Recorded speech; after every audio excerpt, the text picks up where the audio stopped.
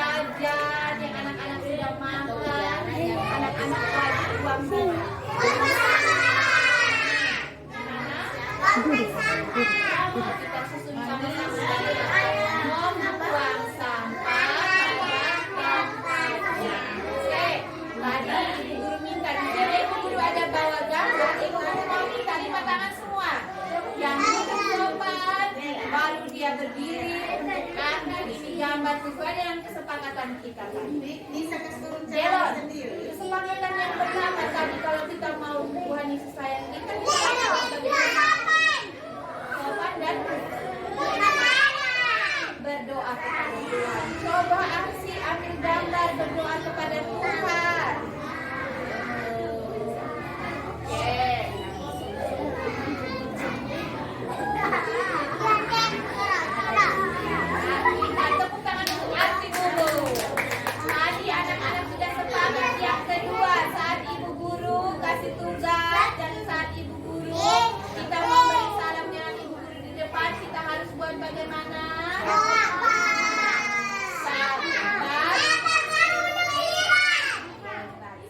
ibuku.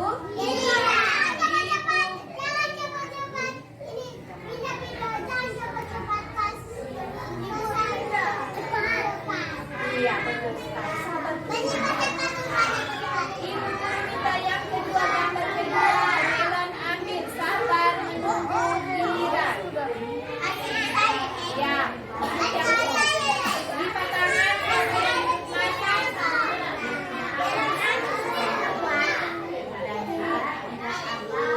ya, hebat, jangan duduk. Lipat tangan lagi. Ayo, duduk yang sopan lagi. Duduk yang sopan nanti. Yang ketiga tadi, anak-anak sebentar ibu guru bilang kita di dalam kelas harus menghargai orang tua. Di dalam kelas anak-anak punya bidang baru. Anak-anak punya bidang siapa?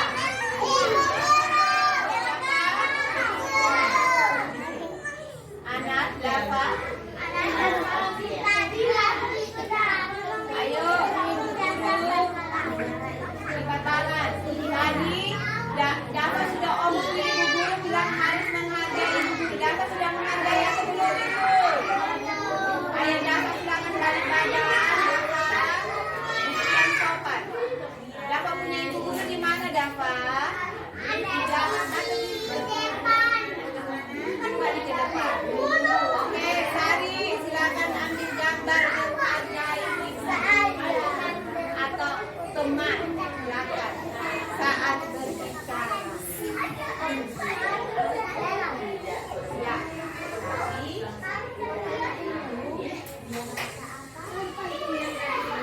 Terima kasih. Tepuk Sari dan Melon dulu. Oke, lipat tangan lagi. Oke. Dani. Ambil gambar tadi kita sudah sepakat saling sayang sesama.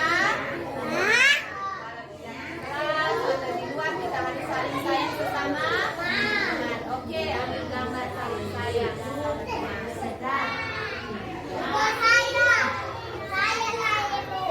Yang lain duduk sopan.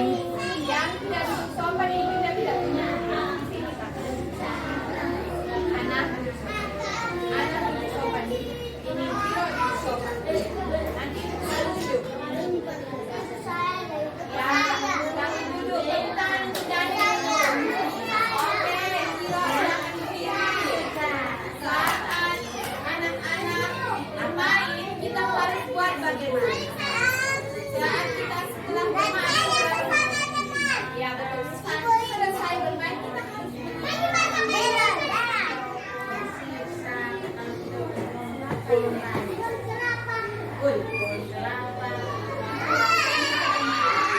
Tepuk tangan untuk Kira dulu. Kau suka hati manis. Kalau kau suka hati pasangan. Kalau kau suka hati kunci mulut. Oke, sekarang kita mau masuk ke sekarang ke-6. Kalau tidak ada pegang sampah.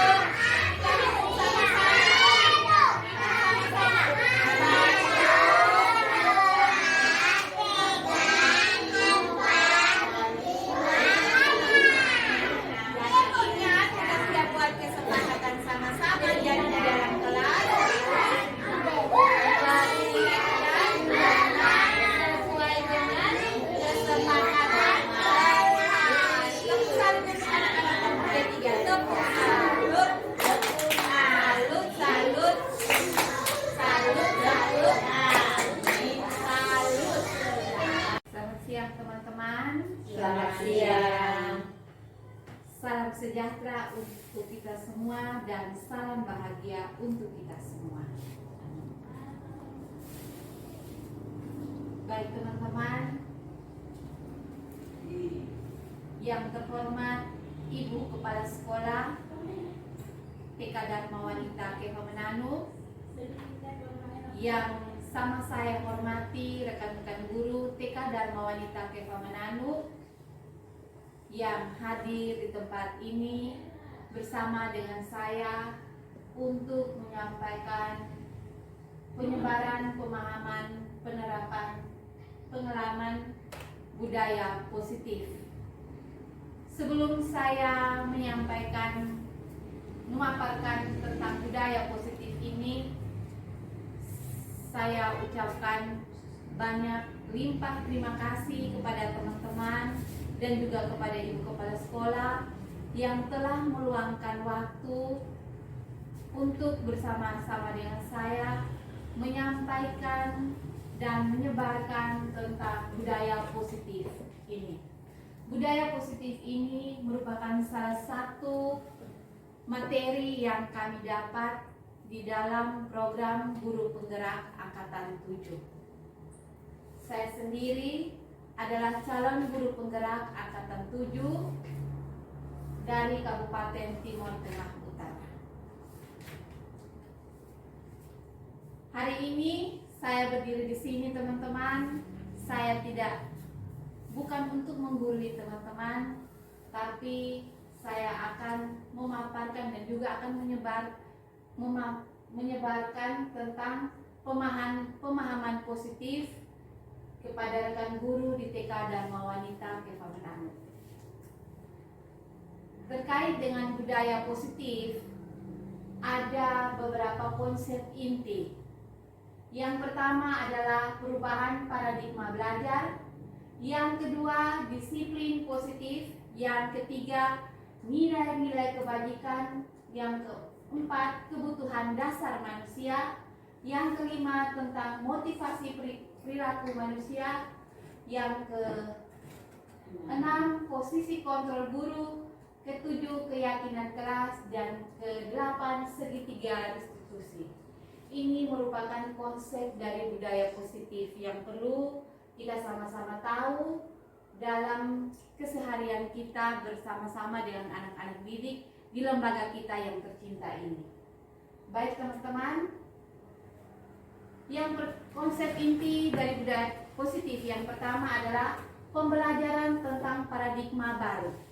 Seperti yang kita ketahui, pembelajaran dengan paradigma baru merupakan pembelajaran yang dirancang berdasarkan prinsip pembelajaran berdiferensiasi sehingga para peserta didik belajar sesuai kebutuhan berdasarkan tahap perkembangan sesuai teori psikologi modern untuk mewujudkan profil pelajar Pancasila. Dalam paradigma baru ini tentunya kita mengetahui sama-sama bahwa di dalam pendidikan sudah disampaikan oleh Bapak Menteri bahwa kita sekarang akan sama-sama menuju ke suatu perubahan, yaitu kurikulum merdeka. Kurikulum merdeka ini di dalamnya ada seperti kita ketahui bahwa kita harus mampu mewujudkan suatu profil pelajar Pancasila, di mana profil pelajar Pancasila ini terdiri dari 6 dimensi. Yang pertama, beriman bertakwa kepada Tuhan Yang Maha Esa dan berakhlak mulia. Yang kedua, berkebinekaan global. Ketiga, bergotong royong, kreatif, berpikir kritis, dan juga mandiri. Ini adalah profil pelajar Pancasila atau yang kita sebut dengan 6 dimensi profil pelajar Pancasila. Dalam pemikiran atau pemahaman tentang seorang pakar, Dr. William Blager, dia mengatakan bahwa ada miskonsepsi tentang teori kontrol. Miskonsepsi tentang teori kontrol ini diutarakan atau dipaparkan oleh Dr. William Glasser. Yang pertama tentang ilusi guru mengontrol murid. Yang kedua, ilusi bahwa semua penguatan positif, efektif, dan bermanfaat. Yang ketiga, ilusi bahwa kritik dan membuat rasa bersalah mampu menguatkan karakter. Yang keempat, ilusi bahwa orang dewasa berhak memaksa. Mari kita kupas satu persatu tentang ilusi ini menurut William Glasser. Ilusi yang pertama adalah ilusi guru mengontrol murid, di mana pada dasarnya kita sering tidak dapat memaksa murid untuk berbuat sesuatu jikalau murid tersebut memilih untuk tidak melakukannya. Teori kontrol ini menyatakan bahwa semua perilaku memiliki tujuan, bahkan terhadap perilaku yang tidak disukai. Yang kedua, ilusi bahwa semua penguatan positif, efektif, dan bermanfaat. Ilusi ini mengatakan penguatan positif atau bujukan adalah bentuk-bentuk kontrol. Segala usaha untuk mempengaruhi murid yang mengulangi suatu perilaku tertentu adalah suatu usaha untuk mengontrol murid. Yang ketiga, ilusi teori kontrol yang ketiga yaitu tentang ilusi bahwa kritik dan membuat orang merasa bersalah dapat menguatkan karakter. Ilusi ini menegaskan bahwa menggunakan kritik dan rasa bersalah untuk mengontrol murid menuju pada identitas gagal. Mereka belajar untuk merasa buruk tentang diri mereka. Mereka mengembangkan dialog diri yang negatif. Kadangkala sulit bagi guru untuk mengidentifikasi bahwa mereka sedang melakukan perilaku ini karena seringkali guru cukup menggunakan suara halus untuk menyampaikan pesan negatif. Teori kontrol yang berikut tentang ilusi bahwa orang dewasa memiliki hak untuk memaksa. Banyak orang dewasa yang percaya bahwa mereka memiliki tanggung jawab untuk membuat murid-murid berbuat hal-hal tertentu. Apapun yang dilakukan dapat diterima selama ada sebuah kemajuan berdasarkan sebuah pengukuran kinerja. Pada saat itu pula, orang dewasa akan menyadari bahwa perilaku memaksa tidak akan efektif untuk jangka waktu panjang dan sebuah hubungan permusuhan dan akan terbentuk.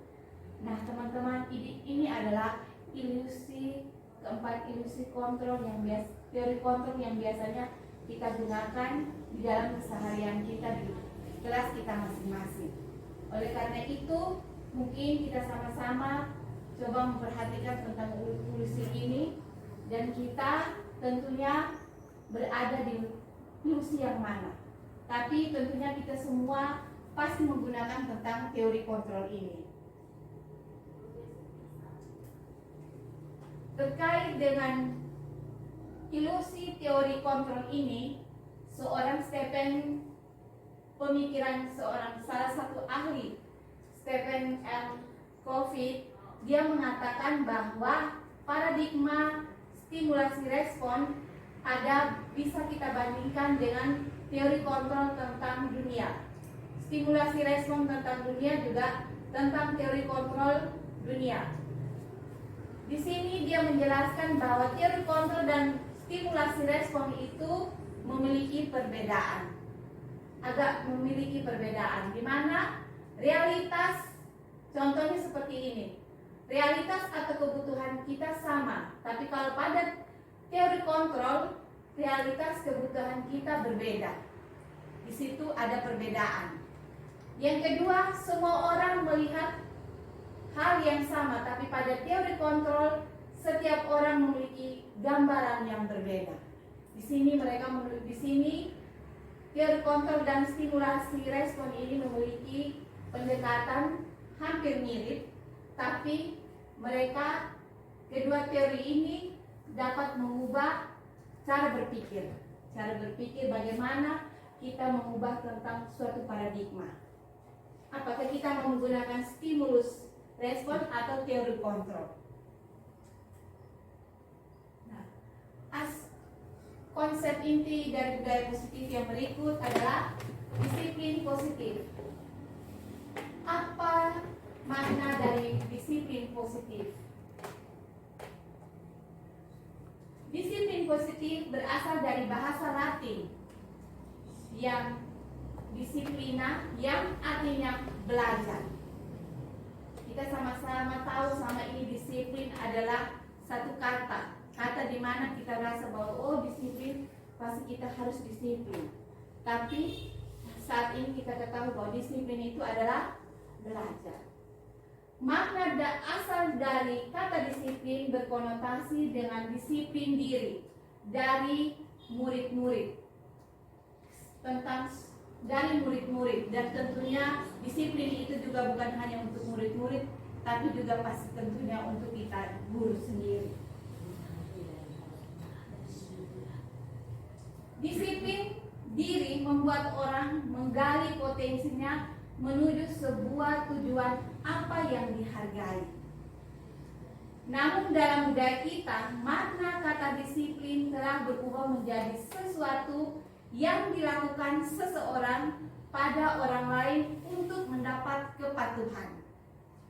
Kecenderungan umum adalah menghubungkan kata disiplin dengan ketidaknyamanan, bukan dengan apa yang kita hargai atau pencapaian suatu tujuan mulia. Tujuan dari penerapan disiplin positif adalah agar terbentuknya murid-murid yang berkarakter, berdisiplin, santun, jujur, peduli, bertanggung jawab, dan merupakan pembelajar sepanjang hayat sesuai dengan standar kompetensi kelulusan yang diharapkan. Ini terkait dengan konsep inti budaya positif, yaitu tentang disiplin positif. Nah, selanjutnya ada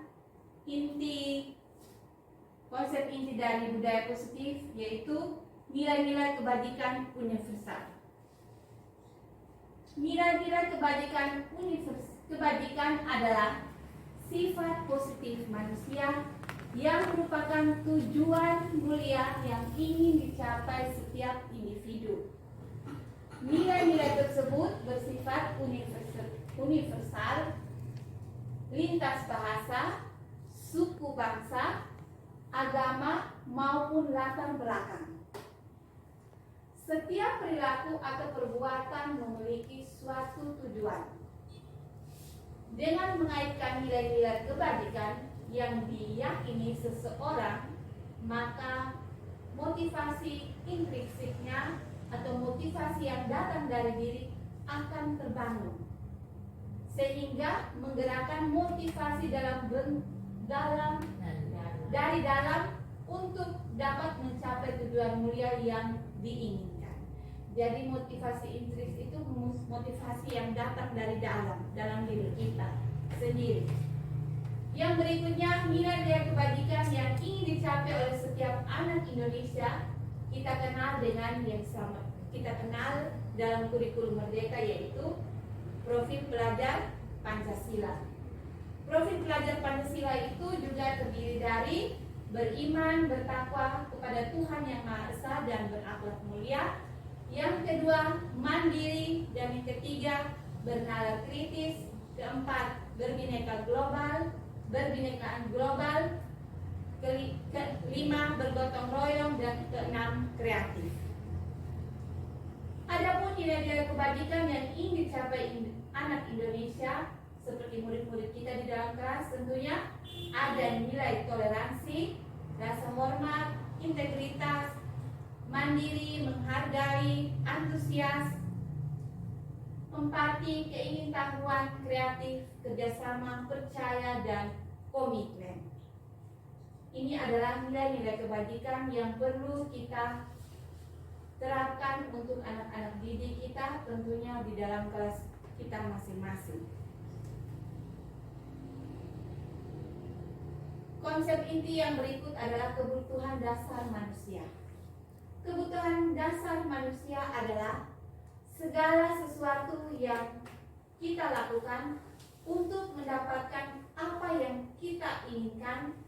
Seluruh tindakan yang kita lakukan memiliki tujuan tertentu, dan semua usaha terbaik yang kita lakukan dalam rangka agar semua kebutuhan dasar kita terpenuhi dengan baik.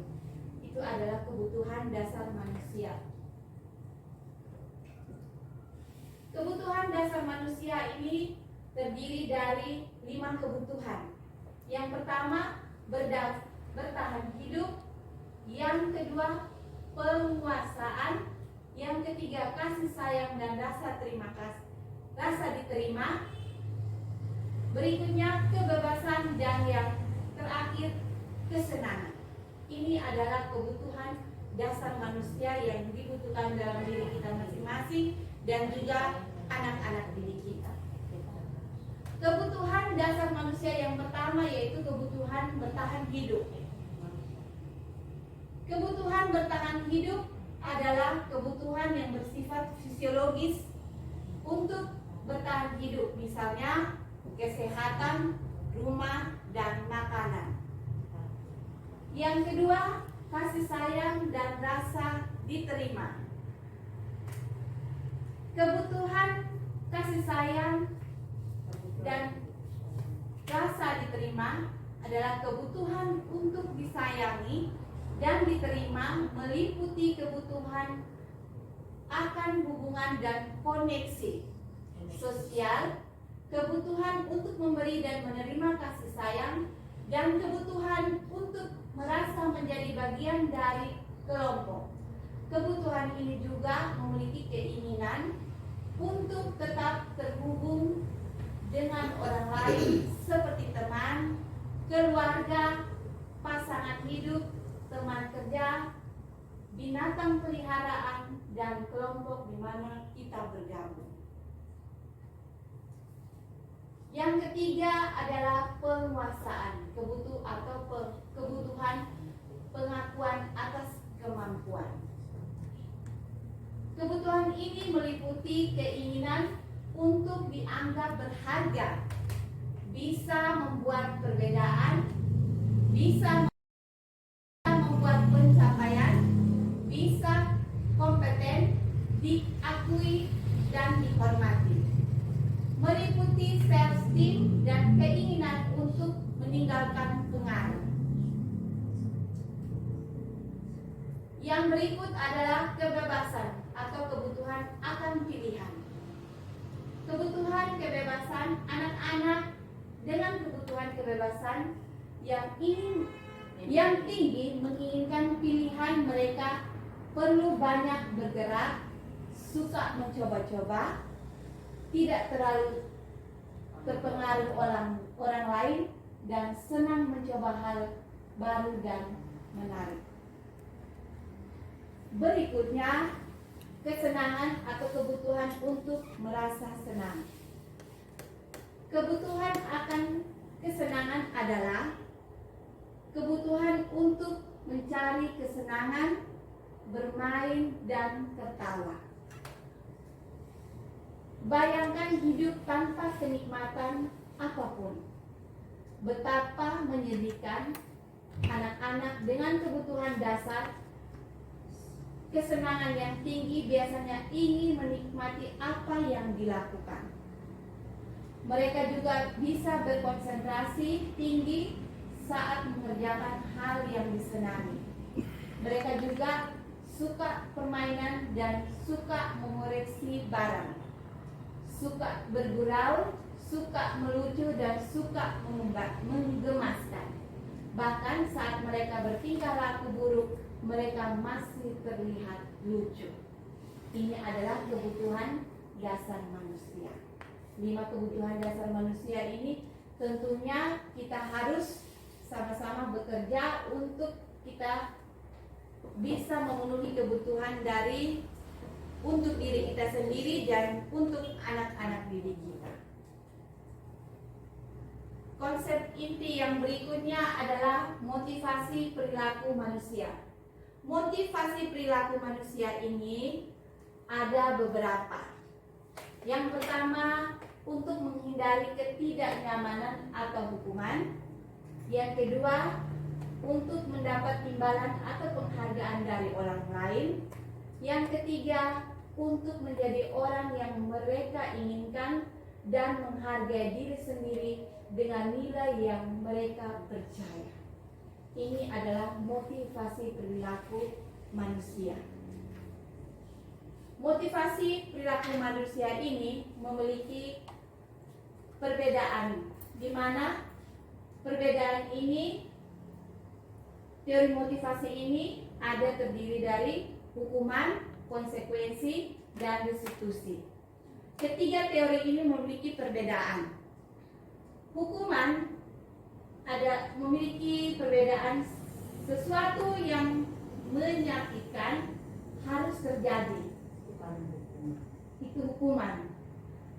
Peraturannya adalah kamu harus wajib dilakukan. Lalu hukuman ini juga adalah sebuah model paksaan. Model paksaan. Terkait dengan konsekuensi adalah sesuatu yang harus terjadi. Apa peraturannya? Mampukah kamu melakukannya? Terima kasih. Ini terkait dengan stimulus respon.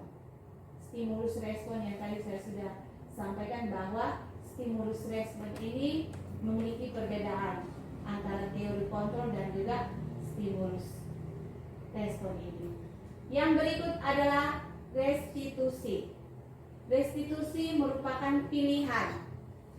Apa yang kamu yakini, apa yang kamu lakukan untuk memperbaiki masalah ini. Semua ini terdapat pada teori kontrol terkait dengan ilusi-ilusi yang tadi yang kita sudah pelajari di slide yang di atas. Konsep inti budaya positif yang berikut adalah 5 posisi kontrol. Kira-kira saya ingin bertanya kepada teman-teman, tadi mungkin kita sudah sama-sama ketahui 5 posisi kontrol manakah kita sebagai guru. Sesungguhnya kita ada di posisi kontrol yang mana? Ketika kita lihat sama-sama di dalam kelas kita masing-masing, posisi kita berada di posisi yang mana?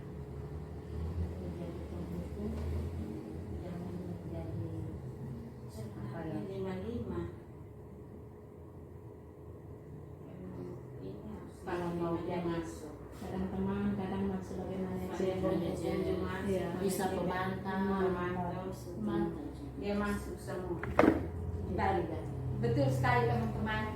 Mungkin kita semua ketahui bahwa kita ada di kelima posisi kontrol ini. Yang pertama, penghukum, pembuat orang merasa bersalah, teman, pemantau, dan manajer. Seperti yang kita ketahui sama-sama, penghukum adalah seorang penghukum bisa menggunakan hukuman fisik maupun verbal. Orang yang menjalankan posisi penghukum senantiasa mengatakan bahwa sekolah memerlukan sistem atau alat yang dapat lebih menekankan murid-murid lebih dalam lagi. Guru-guru yang menerapkan posisi penghukum akan berkata dengan nada suara tinggi, bahasa tubuh, mata melotot, dan jari menunjuk-nunjuk, menghardik dan menyindir. Tentu teman-teman, kita ada di posisi ini. Apakah teman-teman kita ada di posisi ini juga? apabila lagi dalam keadaan emosi dan tidak mengontrol diri, maka pasti sering terjadi. Iya. Tapi lebih baik waspada untuk setelah 3 tahun daripada posisi ini berusaha untuk menghindar, mengurangi. Apabila ada emosi berusaha pendam itu emosi supaya jangan lampiaskan kepada anak-anak atau kepada orang-orang di sekitar kita. Iya, terima kasih. Dari penghukum, contoh penerapan penghukum ini, hasilnya akan seperti ini teman-teman. Kemungkinan murid akan marah dan mendendam atau bersifat agresif dan diam. Bisa jadi sesudah kembali duduk, murid tersebut akan mencoret-coret bukunya atau meja tulisnya atau mengganggu konsentrasi temannya. Contoh lagi Ibu Indah. Contohnya kalau macam untuk kita guru, kita orang dewasa, pasti kita dari rumah ada sesuatu yang tidak enak dari rumah, tapi kita berusaha untuk menekan emosi itu. Tapi untuk anak ini nyata, karena anak dari rumah masing-masing. Ada anak yang pada pagi itu moodnya baik, dia akan datang berjalan itu lancar-lancar saja. Tapi anak yang karena sudah ada penekanan di rumahnya, itu pasti datang, dia tidak mau ikut berbaris, dia tidak diajak omong, dia tidak mau ikut, disuruh untuk melaksanakan sesuatu, dia tidak mau buat. Dia lebih banyak pilih diam, atau dia mau meluapkan dia punya emosi. Sudah dibagi tugas, dia akan merusak itu hasil atau kegiatan yang diberikan itu dengan dia ramik-ramik atau dia contoh. Ya. Itu sudah nyata itu. Ya sudah nyata dan itu Iya. mungkin dia sudah bawa dari rumah, Namanya sehingga sampai di Jadi, sekolah dia pasti akan melakukan hal, hasilnya akan seperti seperti ini. ini. Ya mungkin sebagai guru mungkin kita tidak terlalu memberikan hukuman, tapi Iya. dia datang dari Datang rumah, dari dia sudah rumah bawa itu pasti memang, sudah kayak maka seperti terjadilah hasilnya seperti ini. Nah, kita sebagai guru kalau kita lihat keadaan anak seperti itu, apa tindakan apa yang kita harus buat? Iya. Ini sebaliknya kita guru harus lihat keadaan. Mulai hari ini kita sudah belajar tentang penghukum, hasilnya seperti ini. Mari kita belajar untuk kalau saya lihat anak-anaknya dia suka marah atau mungkin menangis, Kasih hapus. ini pasti kami sudah ada hukuman memang dari rumah sehingga munculnya di kita di sekolah. Iya, betul Jadi sekali. kita berusaha untuk mengatasinya. Baik teman-teman, masih semangat? Masih. Masih semangat? Masih. Oke, kita lanjut. Penerapan posisi kontrol contoh yang berikutnya, pembuat merasa bersalah. Pada posisi ini, biasanya guru akan bersuara lebih lembut. Pembuat rasa bersalah akan menggunakan mengheningkan yang membuat orang lain merasa tidak nyaman, bersalah, atau rendah diri. Nada suara biasanya kita memelas, halus, sedih, bahkan bahasa tubuh kita merapat pada anak dan lesu.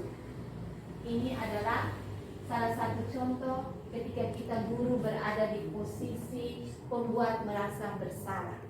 Ketika kita berada di posisi ini dan kita lakukan kepada anak-anak kita, hasilnya akan seperti ini. Murid akan merasa bersalah. Bersalah telah mengecewakan ibu atau gurunya. Murid akan merasa menjadi orang yang gagal dan tidak sanggup membahagiakan orang lain. Kadangkala sikap seperti ini lebih berbahaya daripada penghukum. Teman-teman, ternyata penghukum ini, pembuat merasa bersalah ini ternyata lebih besar dari penghukum. Karena emosi akan bertahan rapat di dalam diri anak. Murid menahan perasaan. Murid itu sendiri dia menahan perasaan, dia dendam kepada kita. Saya punya ibu itu dia diam-diam dia omong sehari, tapi ternyata dia itu ada sindir saya atau dia ada ancam saya diam-diam dari dalam hati. Pasti dia berpikir seperti itu. Nah, tidak seperti murid dalam dengan guru penghukum.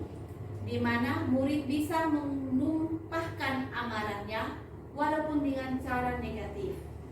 Murid tertekan seperti inilah yang tiba-tiba bisa meletus amarahnya dan bisa menghayati diri sendiri, menyakiti dirinya sendiri atau orang lain. Ketika kalau kita terkategori di dalam pembuat merasa bersalah, efeknya, pengaruhnya lebih besar daripada sebagai penghukum. Dia balik tiba-tiba karena kita omongin dia harus, tapi sebenarnya kita ada menyindir dia balik, pasti kita temukan di dalam kelas. Dia balik, dia akan pukul dia punya teman, atau bahkan dia balik, dia marah dia punya teman sendiri, walaupun dia punya teman tidak berbuat salah kepada dia. Contoh berikut sebagai posisi kontrol sebagai teman. Guru pada posisi ini tidak akan menyakiti murid, namun akan tetap berupaya mengontrol murid melalui persuasi. Posisi teman pada guru bisa negatif atau positif. Positif di sini merupakan hubungan yang baik yang terjalin antara guru dan murid.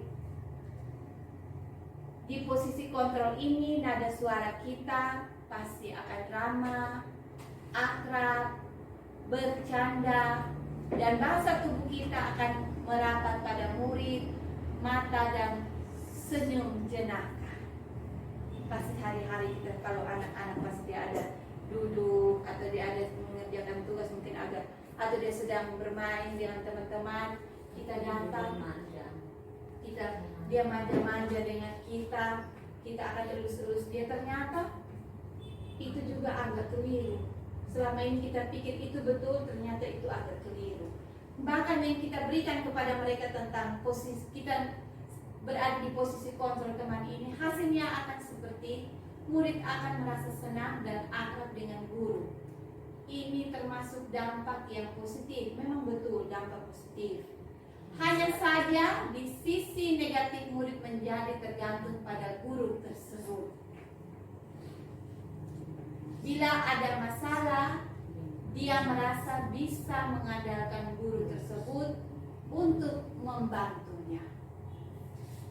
Akibat lain dari posisi teman hanya akan berbuat sesuatu bila yang menyuruh adalah guru tersebut, dan belum tentu berlaku yang sama dengan guru atau orang lain. Betul atau betul teman-teman? Betul. Semua ini pasti kita lakukan di dalam kelas kita. Selama ini sudah teman-teman kita sudah lakukan. Makanya bertemanlah yang selayaknya, sepantasnya, tidak membuat sampai anak itu termanja atau mau tergantung pada orang yang bersangkutan atau pada guru idamannya saja, tidak mau percaya guru yang lain. Posisi kontrol yang berikut, contohnya posisi kontrol yang berikut yaitu pemantau. Pemantau ini di mana memantau berarti mengawasi. Pada saat kita mengawasi, kita bertanggung jawab atas perilaku orang yang kita awasi. Posisi pemantau berdasarkan pada peraturan-peraturan dan konsekuensi. Dengan menggunakan sanksi atau konsekuensi, kita dapat memisahkan hubungan pribadi kita dengan murid sebagai seorang yang menjalankan posisi pemantau. Nah, dalam posisi pemantau ini, nada suara kita sebagai guru biasanya datar, bahasa tubuh kita itu biasanya formal-formal saja, biasa-biasa saja. Nah, hasil yang dari posisi kontrol ini dia akan menghasilkan murid memahami konsekuensi yang harus dijalankan karena telah melanggar salah satu peraturan sekolah. Guru tidak menunjukkan suatu emosi yang berlebihan, menjadi ramah atau berbuat merasa bersalah. Menjadi marah atau membuat merasa bersalah.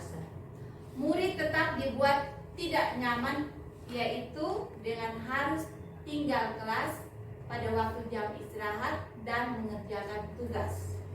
Guru tetap harus memantau murid padahal saat mengerjakan tugas di jam istirahat karena murid tidak bisa ditinggalkan seorang diri.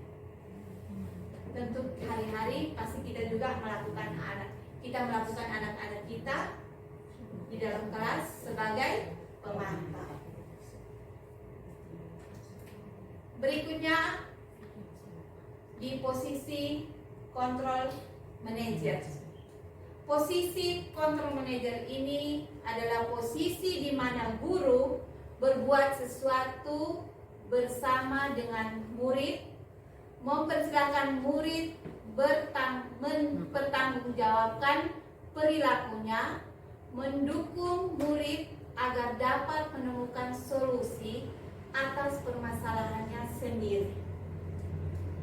Seorang manajer yang telah melakukan keterampilan di posisi teman maupun pemantau dan dengan demikian bisa jadi di waktu-waktu tertentu kembali kepada kedua posisi tersebut bila diperlukan. Namun, bila kita menginginkan murid yang kita menjadi manusia yang merdeka, mandiri dan bertanggung jawab, maka kita perlu mengacu kepada restitusi yang dapat menjadikan murid kita seorang manajer bagi dirinya sendiri. Di manajer, murid diajak untuk menganalisis kebutuhan dirinya maupun kebutuhan orang lain. Di sini penekanan bukan pada kemampuan membuat. Nah teman-teman, ini adalah posisi manajer. Dari posisi manajer ketika kita berada di posisi kontrol manajer ini, hasilnya pada posisi manajer guru akan membalikan tanggung jawab pada murid untuk mencari jalan keluar permasalahannya, tentu dengan bimbingan guru. Berarti dari kelima posisi kontrol ini tentunya kita bisa berkolaborasi, kita ada di setiap posisi kontrol ini. Konsep inti yang berikutnya adalah keyakinan kelas. Teman-teman, keyakinan kelas. Mengapa keyakinan kelas bukan peraturan kelas? Mengapa keyakinan kelas bukan peraturan kelas? Sama ini berarti bagaimana? Kalau kan Mama dia jawab. Ya, kalau peraturan kelas itu peraturan yang dibuat bersama guru-guru, ditetapkan orang-orang dewasa. Kalau keyakinan itu keluar dari anak-anak didik kita, dari diri anak, berasal dari diri anak. Iya, terima kasih. Jawaban teman-teman sungguh luar biasa. Keyakinan kelas itu sungguh seharusnya datang dari dalam diri anak itu sendiri, keluar dari dirinya sendiri. Dia mampu mengungkapkan dari dirinya sendiri. Di mana guru, di mana kita sama-sama dengan mereka, kita membuat menyampaikan sesuatu pertanyaan pemantik, sehingga mereka bisa sama-sama dengan kita menjawab tentang keyakinan kelas apa yang harus mereka jalankan di saat pembelajaran sedang berlangsung.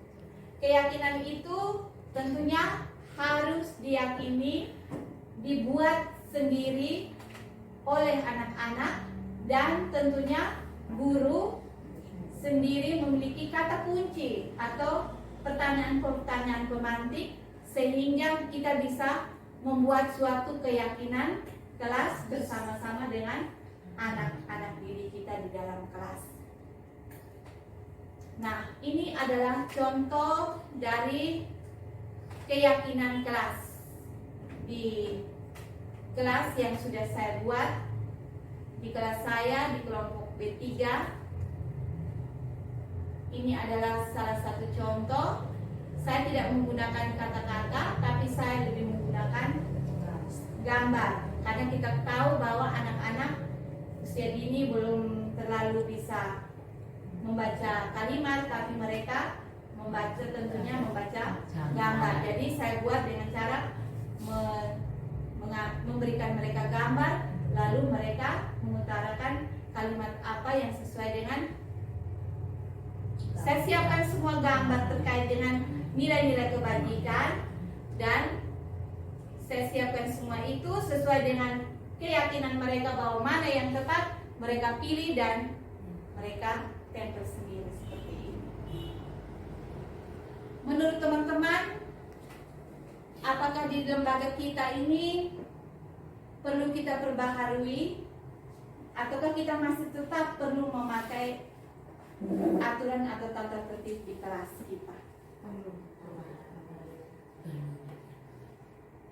Kita harus perbaharui supaya kita juga bisa mengikuti apa yang sudah Ibu Indah sampaikan terkait dengan pembelajaran kurikulum Merdeka Belajar ini untuk menuju kepada profil pelajar Pancasila.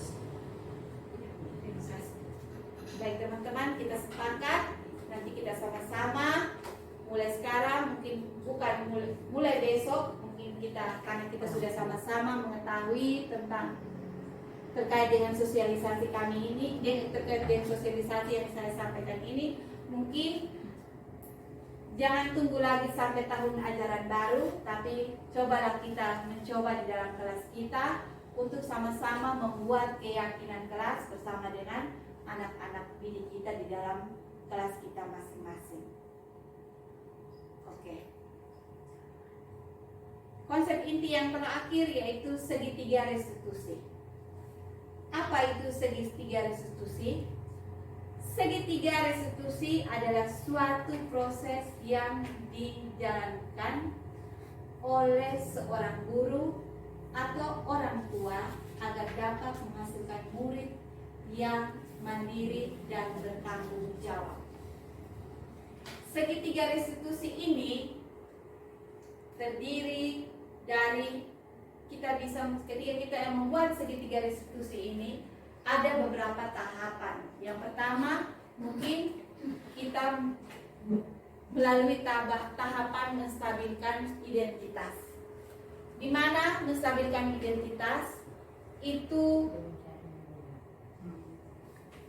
untuk mengubah identitas anak dari yang orang gagal menjadi orang yang sukses. Contohnya seperti yang ada di sini. Berbuat salah itu tidak apa-apa.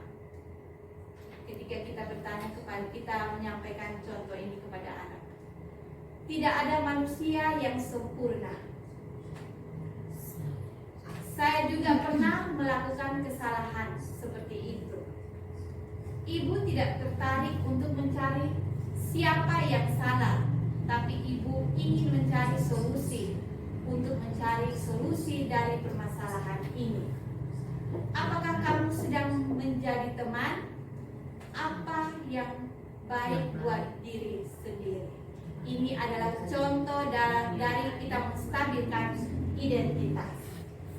Ini artinya begini, bagaimana teknik untuk kita menstabilkan anak ini.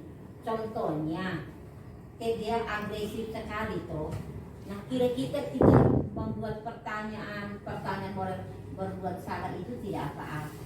Nah, artinya memberikan keyakinan Nah, sehingga dari yang dia itu ini agresif, dengan adanya pendekatan kita dengan kata-kata yang ya ini betul, ini tidak apa-apa, ada segala macam kata-kata yang kita ini, sehingga dia merasa oh ternyata yang saya buat ini tidak betul. Jadi dari yang gagal ini dia bisa berusaha untuk menjadi yang baik atau yang sukses. Atau contohnya yang paling jelas, anak ini tidak mau melakukan sesuatu karena mungkin dari yang tadi menjadi ini penghukum yang atau pemantau yang dari rumah yang tidak betul, datang dia itu jadinya diam, tidak mau melakukan sesuatu, tetapi untuk menstabilkan identitas anak ini, pribadi anak ini, berarti kita guru harus bijak dengan begitu macam pertanyaan, kata-kata penguat yang ada. Ibu juga tidak pernah, ibu juga pernah membuat kesalahan atau dengan kata apakah sehingga membangkitkan kembali ya, menguatkan kembali. Nah, mungkin kata-kata itu seperti itu. Jadi kita sudah berusaha, mungkin kita sudah lakukan, tapi kita tidak tahu, oh ini dia masuk di apa, posisi apa. Selama ini kita sudah lakukan, tapi kita tidak tahu bahwa oh ini dia ada di teknik yang teknik mana. yang mana. Betul, seperti itu maksud saya. Ya. Lanjut. Yang kedua yaitu dengan teknik validasi tindakan yang salah, di mana teknik tindakan bersalah ini prinsip teori kontrol setiap perilaku berupaya untuk memenuhi berbagai kebutuhan dasar.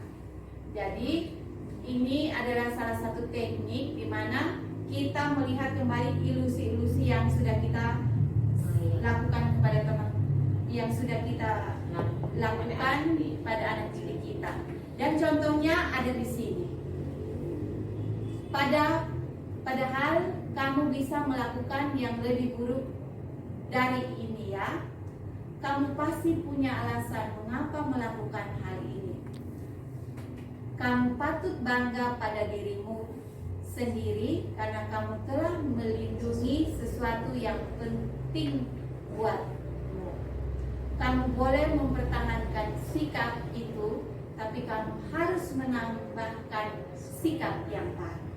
Ini adalah contoh dari validasi tindakan yang salah, yang perlu kita terapkan. Mungkin ketika anak bersalah, kita tidak langsung menegur dia, tapi kita mengikuti tahapan atau teknik-teknik yang ini, yaitu dari segitiga restitusi ini. Yang ketiga pasti kita menanyakan keyakinannya, di mana keyakinan ini memiliki prinsip teori kontrol kita pada termotivasi secara internal. Di sini kita mengajak anak untuk kita bisa memperkuat anak dengan pertanyaan-pertanyaan seperti ini, sehingga dia lebih membayangkan dia akan seperti apa kalau ketika dia tidak melakukan hal seperti ini, dan dia akan seperti apa dia tidak melakukan hal-hal yang sudah terjadi, dan juga dia bisa merubah dirinya, tentunya dengan membuat kita sebagai guru menanyakan keyakinan. Contohnya ada di sini. Apa yang kita percaya sebagai kelas atau keluarga? Apa nilai-nilai umum yang telah kita sepakati terkait dengan keyakinan yang sudah kita buat sama-sama di dalam kelas? Ini nilai-nilai itu terkait dengan keyakinan yang sudah keyakinan yang sudah kita ciptakan di dalam kelas. Apa bayangan kita tentang kelas yang ideal? Kamu mau jadi orang yang seperti apa? Ini adalah pertanyaan-pertanyaan pemantik ketika kita menjalankan segitiga restitusi ini. Baik teman-teman, sampai di sini ada pertanyaan atau ada masukan?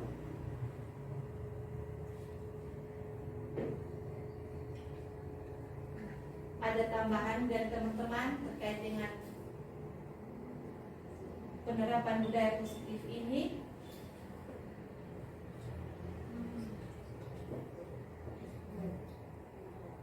Baik teman-teman, oh ya,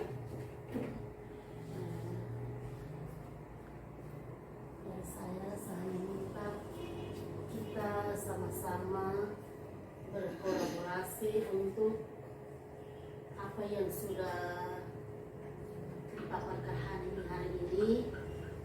Kalau bisa ibu berdua sudah mulai di dalam kelas, tularkan kepada kami sehingga kita berapa kelas di dalam TK Dharma Wanita ini pelan-pelan seperti yang mereka sudah buat ya. Artinya ini yang kami harapkan. Jadi hari ini tidak sekedar untuk kepentingan kolaborasi saja, tetapi saya pribadi mungkin juga teman-teman mengharapkan tindak lanjutnya supaya kita sama-sama mulai sudah. Ini saja yang saya tambahkan. Baik, terima kasih teman Ibu Mary. Saya juga sangat setuju. Memang selama ini kami mau sampaikan, kami mau terapkan untuk teman-teman.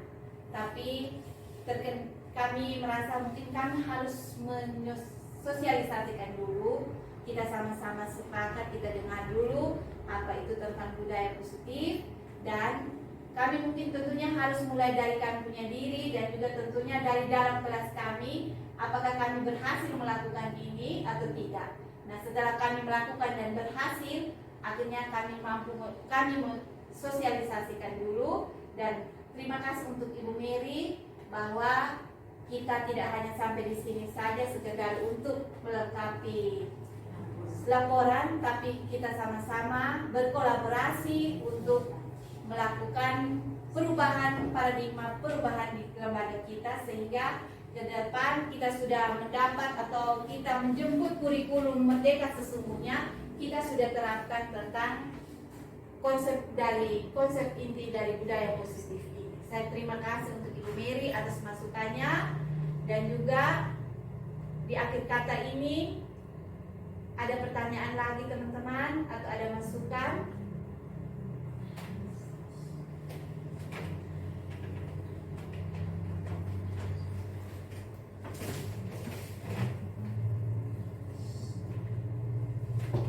Oke, baik. Terima kasih untuk Ibu Kepala dan juga teman-teman, rekan-rekan guru TK Dharma Wanita yang sudah bersama dengan saya untuk menyampaikan tentang penyebaran budaya positif ini. Saya mohon maaf jika ada kata-kata atau kata-kata yang kurang berkenan atau tingkah laku saya yang kurang berkenan. Kiranya saya dimaafkan, dan untuk kesempatan ini saya ucapkan banyak-banyak terima kasih atas kesediaan teman-teman telah bersama dengan saya untuk menyampaikan budaya positif ini. Terima kasih, salam dan bahagia untuk kita semua. Terima kasih. Selamat siang teman-teman semua. Pertama-tama saya mengucapkan banyak terima kasih kepada Ibu Indah yang dengan penuh semangat telah mengikuti calon guru penggerak pada angkatan ke-7 ini, dan telah menyampaikan materi baru, yaitu penyebaran dan pemahaman tentang konsep inti budaya positif. Kami bersyukur sebab materi tersebut sangat bermanfaat tentunya guna membawa perubahan baru pada lembaga kami, khususnya di TK Dharma Wanita Keva Menano, untuk mewujudkan profil pelajar Pancasila seutuhnya bagi anak-anak didik kami. Perkenalkan, nama saya Elizabeth Bikolo, Kepala TK Dharma Wanita Keva Menano. Saya menyampaikan kebahagiaan, kebanggaan bahwa setelah kedua teman ini bergabung di dalam calon guru penggerak angkatan yang ke-7 ini, ada banyak hal yang kami peroleh. Teristimewa dengan sosialisasi penyebaran pemahaman budaya positif yang dibawakan oleh kedua teman ini. hal-hal positif yang kami harus jalankan atau lakukan di lembaga ini, yaitu tentang posisi kontrol guru. Nah, pada kesempatan ini saya mengajak teman-teman untuk kita jangan bertindak sebagai seorang penghukum, pembuat orang merasa bersalah, atau teman atau pemantau, tetapi berlaku sebagai seorang manajer sehingga kita bisa meningkatkan mutu atau kualitas daripada pendidikan di lembaga ini. Dan yang terakhir, saya mengajak teman-teman, karena yang sangat menarik dari sosialisasi ini yaitu kita menyelesaikan masalah yang berkaitan dengan tumbuh kembang anak. Kita harus berpijak pada segitiga restitusi sesuai dengan langkah-langkahnya. Dan untuk itu saya sampaikan terima kasih.